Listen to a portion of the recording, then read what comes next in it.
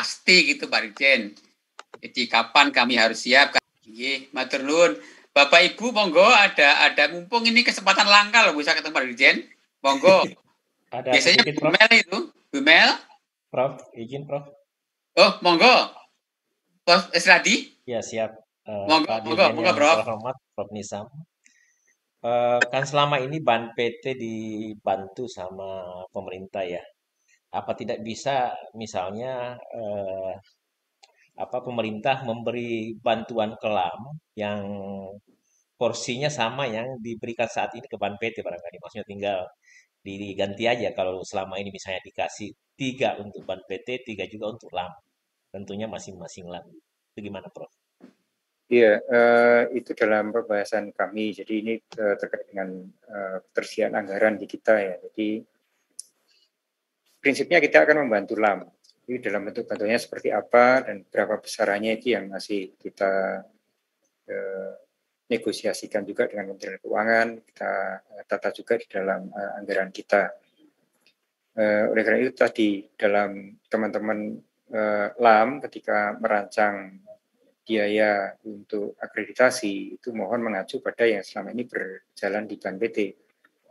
Jadi, supaya beban bagi perguruan tinggi ataupun beban bagi APBN itu juga nantinya tidak kemudian ini setelah LAM malah bebannya jadi tambah berat gitu. Iya kan maksud saya sama aja sebenarnya Prof kan misalnya selama ini ke prodi itu kan cuma namanya BAN PT yang dibantu dan LAM maksudnya dikonversi aja judulnya aja sama. Karena kasihan juga kalau negeri yang sudah mapan yang sudah settle tidak ada masalah tapi kita tahu banyak perguruan tinggi saat ini kan yang khususnya swasta yang masih menggap-menggap gitu. Nah, kalau memungkinkan pemerintah beri perhatian khusus seperti itu. Itu aja. Terima kasih atas kesempatan yang diberikan. Assalamualaikum. Terima kasih Prof Esradi. Monggo.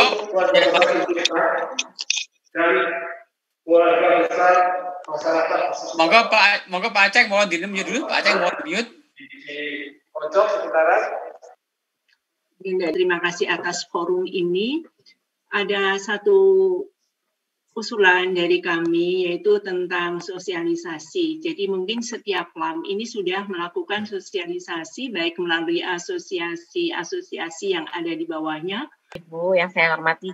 Jadi seperti yang disampaikan oleh Pak Muklas, pengalaman kami selama 6 tahun beroperasi, kami itu sepenuhnya diperlakukan oleh